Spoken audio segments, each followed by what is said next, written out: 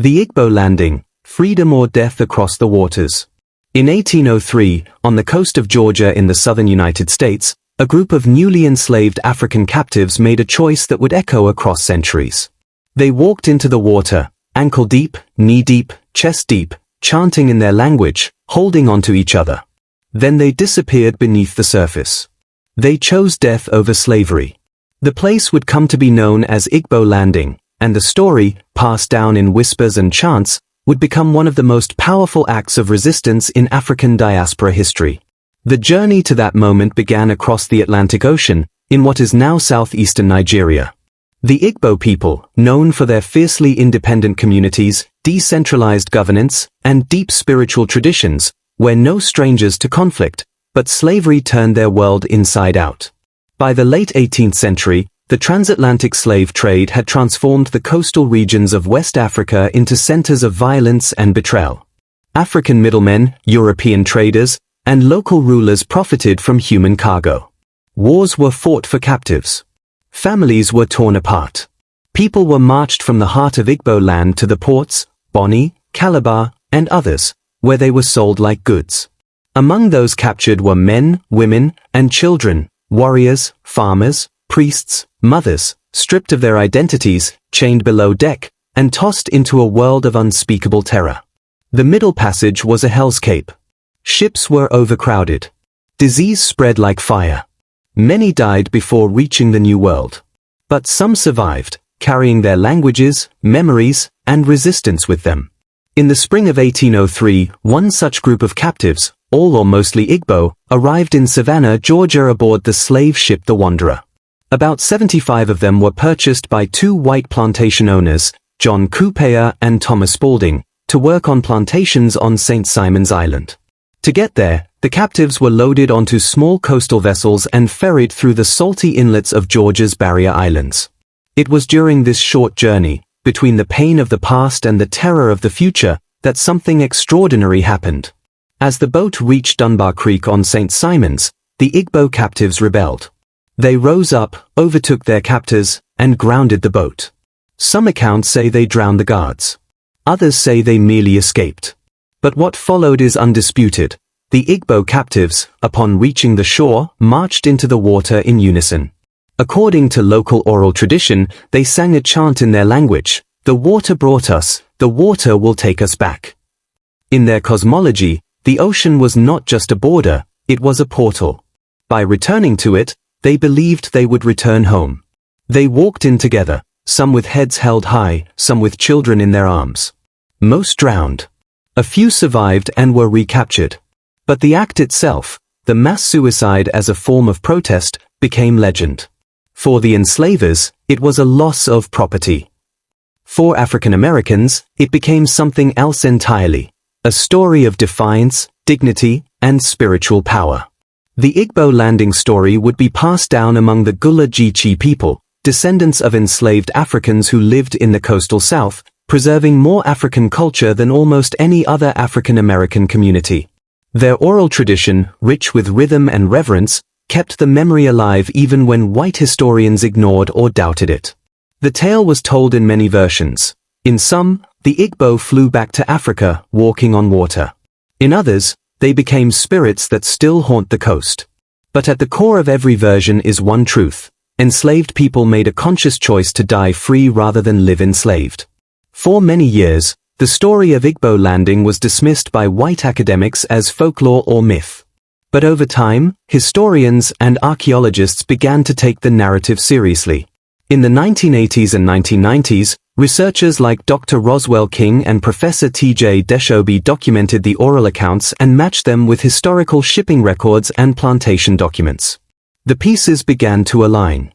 There was a rebellion. There was a mass drowning.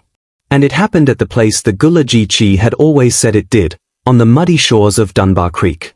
The significance of Igbo Landing goes far beyond its time and place. It challenges the dominant narratives of slavery, which often focus on victimhood. The Igbo captives were not just victims, they were agents of their own fate. They made a decision rooted in their beliefs, in their understanding of life and afterlife, in their refusal to be dehumanized. It was not suicide in the Western sense. It was a ritual return. A rejection of slavery as a fate worse than death. Their act of resistance also revealed a larger truth, that African cosmology, community, and courage traveled across the Atlantic just as surely as their bodies did. The Igbo brought with them ideas of autonomy, spiritual justice, and communal decision-making. Even in chains, these ideas survived. Even in death, they endured. In African American cultural memory, Igbo Landing has become a sacred symbol. Writers, poets, and musicians have drawn from its power. Toni Morrison referenced it in her novel Song of Solomon, with the legendary image of Africans who could fly. Beyoncé, in her visual album Lemonade, invoked the spirit of Igbo Landing in scenes of water, liberation, and ancestral power. Artists like Julie Dash and playwrights like Ntozake Shange have reimagined the story in dance and performance. But perhaps the deepest tribute lies in how the story continues to resonate among everyday people, those who see in it a mirror of their own struggle for dignity, identity, and resistance in the face of oppression. Igbo Landing speaks not only to Black history but to human history. It is about the right to choose one's destiny, even in the darkest hour. Today, the site of Igbo Landing remains relatively undeveloped. A historical marker now stands near Dunbar Creek on St. Simon's Island, but there is no grand memorial. The land is quite thick with marsh grass, crickets, and the sound of water moving in slow rhythm. Those who visit describe a sense of stillness, of presence, of sacred weight in the air. Local community members, scholars, and activists continue to push for proper recognition of the site, not just as a tourist attraction, but as a monument to spiritual resistance. There are calls for cultural centers, annual commemorations, and deeper educational integration. Because Igbo Landing is not just history, it is a story that lives.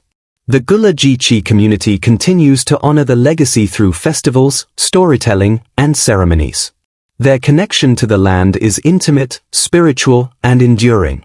Many still believe that the spirits of the Igbo who walked into the water are there, guarding the coast, whispering through the tide, reminding future generations that freedom has a price and dignity cannot be stolen. The name Igbo Landing itself is a statement.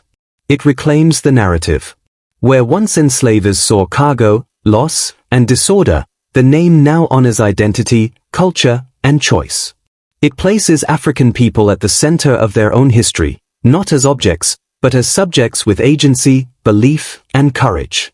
In a broader context, Igbo Landing offers a challenge to how we remember the past. It demands a history that centers the voices of the oppressed. It asks us to honor the spiritual dimensions of resistance. And it reminds us that not all rebellions are loud. Some are quiet.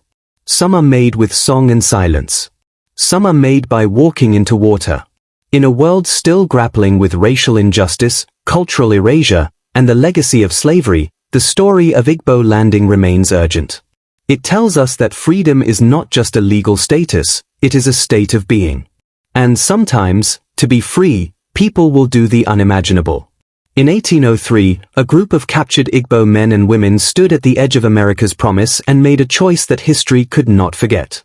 They walked into the water, not as slaves, but as people who refused to be broken. They became more than a story. They became a spirit. A legacy. A reminder that freedom, once claimed, is never truly lost.